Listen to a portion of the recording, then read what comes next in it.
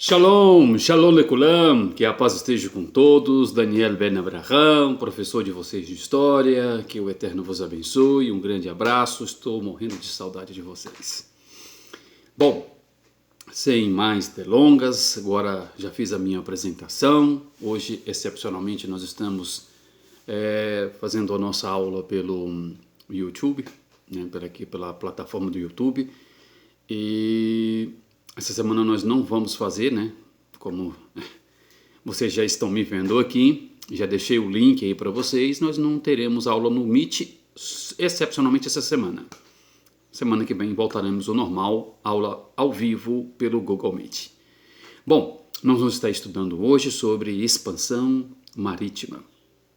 E eu queria só fazer uma base para a gente poder falar um pouquinho depois dessa expansão marítima que começa pelos grandes desbravadores portugueses, uma das maiores potências naval de todos os tempos, na minha concepção. Para podermos entender como começou tudo isso, a gente vai voltar ali para o finalzinho do século XIII, né? Quase já no começo do século XIV. Fernão I, ele morre, né? O rei de Portugal morre e não deixa um sucessor para o trono, um legítimo sucessor ao trono. Fernão tinha filhos, homens, mas era bastardos. Sua filha legítima, né, era Beatriz, casada com Dom João de Castela. Beatriz, ela tinha um apoio da burguesia para assumir o trono de Portugal. Só que tinha um problema. Mulher não pode assumir o trono.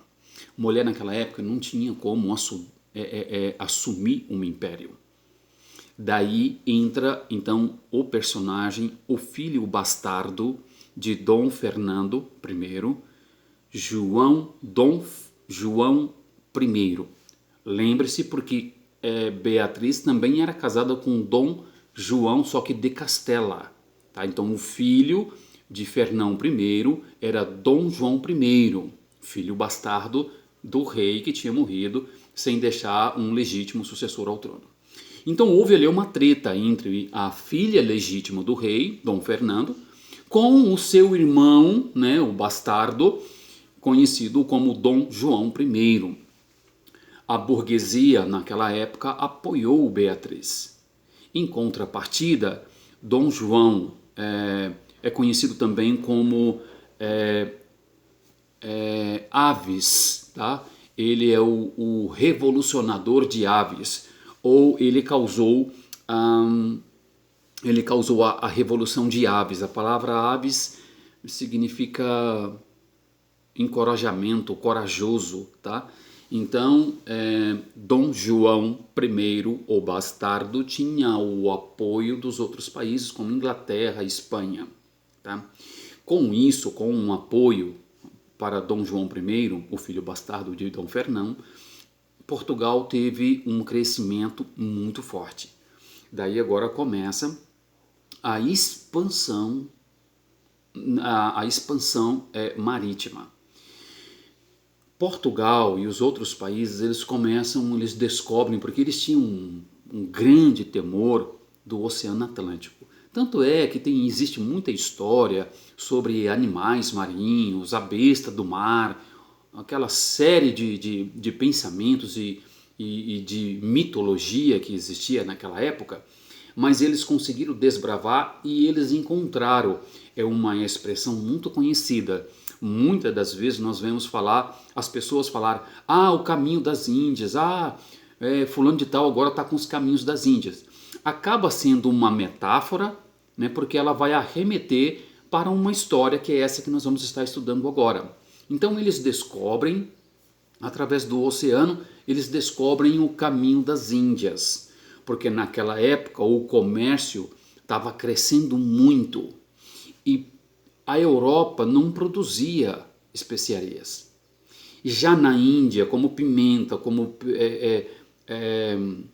pimenta do reino e outras especiarias, que é uma infinidade delas, eles encontravam isso com muita abundância nas Índias. Só que quando fala das especiarias, não fica somente nas especiarias. Para vocês terem uma ideia, eu morei na Europa 6 anos, alguns anos em Portugal, e acredita em você, em Portugal não existe manga, em Portugal não existe cana-de-açúcar, em Portugal não existe milho. Lembro que uma vez eu estava num restaurante, tinha uma portuguesa comigo, na época tinha. Tomara que minha esposa não veja não veja essa aula. Mas pronto, tinha uma pessoa comigo e eu cheguei num restaurante brasileiro e perguntei se tinha pamonha. Então a pessoa que estava comigo ficou, mas o que é isso? E eu tentando explicar o que era, né? Era uma pasta que era cozido com palha de milho. E ela, mas o que é milho? Eu falei, essa pessoa só pode estar brincando com a minha cara. Isso tem aí mais ou menos uns 12 anos que eu voltei de lá, mas acreditem, tem muitos portugueses que não sabem o que é milho, porque isso não existe no continente europeu. A descoberta do caminho das Índias proporcionou não somente eles ter uma infinidade de especiarias, mas também abriu a rota para os metais preciosos. Tá? Então, aí nós vamos agora no ano que vem, a gente vai estudar sobre o mercantilismo, nós vamos estudar sobre Revolução Industrial, que tudo isso é uma sequência dessa história da expansão marítima. Continuando então, além das especiarias, eles trouxeram também metais preciosos, pedras preciosas e o pior.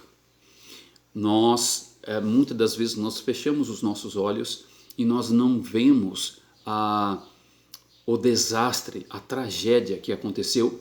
Houve coisas benevolentes, sim, principalmente para o continente europeu, porque ele simplesmente, ali nós vamos ver que já é o princípio de uma globalização. Por que globalização? Porque há uma interação global para um só objetivo, para um só fim. E ali nós temos também uma outra coisa que nós vamos estudar no terceiro ano, mas aqui eu já vou dar uma pequena base. Então ali, a partir do século XV, século XVI, quando eles começam então aquela movimentação frenética para as Índias, em busca das especiarias, principalmente porque depois, ao ter acesso às especiarias, eles tinham também acesso aos metais preciosos, às pedras preciosas e também às vidas humanas. Tá? Então, infelizmente, eles traziam também, não da Índia, mas começaram também a explorar a África e de lá veio também o comércio de vidas humanas. Nesse vai e vem, em contrapartida, eles acabaram descobrindo o Brasil. Tá? Houve então uma descoberta e aí nós podemos, diante daquilo que nós já estudamos ao longo deste ano, inclusive no ensino fundamental, a consequência da descoberta, né, deste país maravilhoso que é o Brasil. Houve retirada de pau-brasil, houve o cultivo de cana, houve a extração de ouro, a extração de pedras preciosas, houve, né, antes disso, a colonização, houve também um interesse do clero, não só para o Brasil, mas também para a Índia, para a África, que era a catequização, a conversão dessas pessoas para o cristianismo. Porque, infelizmente, é ruim de falar isso, mas isso era atrativo. Peço desculpa. Isso era atrativo para a igreja da época, da igreja medieval. Era muito lucrativo. Então, eles vieram, os jesuítas, né, diga-se de passagem, que são a base, a âncora desta, vamos dizer, evangelização. quem eram os âncoras, os responsáveis, os pioneiros, eram os jesuítas, tá? E isso nós já estudamos, também já falei em outra oportunidade, sobre a Guerra de Berkham, que aconteceu no norte do nosso país. O objetivo da aula é trazer então um leque para vocês. Hoje, até os dias de hoje, como eu tenho dito em outras aulas, para mim, umas maiores referências na questão naval, marítima do mundo, nesta época era Portugal. Os outros países também tinham os seus representantes, sim. Nós temos até Cristóvão Colombo, que ele trabalhava para a Espanha, mas ele era francês. Nós temos também os puritanos, que eram os ingleses que deram origem à América do Norte, os Estados Unidos, e inclusive na busca que vocês vão fazer, vocês vão vão mesclar, pegar um pouquinho de cada coisa dessa expansão marítima, vocês vão colocar isso em portfólio e trazer no final deste ciclo.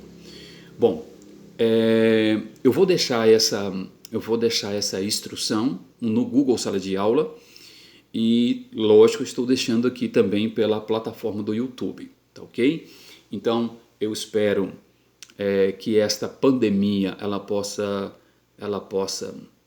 se findar o mais rápido possível.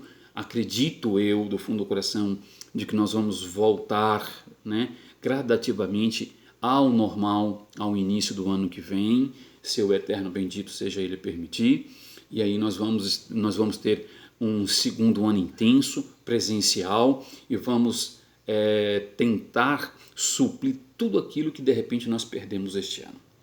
Fica aqui um grande abraço para vocês. Eu quero só ressaltar mais uma vez, para ficar claro, o que vocês vão fazer. O vídeo foi curto, bem compactado, para ser bem objetivo para vocês. Vocês vão fazer uma busca, vão fazer um trabalho, busca sobre os puritanos, sobre Cristóvão Colombo. Vocês vão trazer o caminho das Índias, vai pegar todo aquele contexto da expansão marítima, coloca no portfólio e entrega para mim no final desse semestre. Um beijo no coração de vocês. Que Hakadosh Baruch Hu vos abençoe grandemente. Shalom, shalom.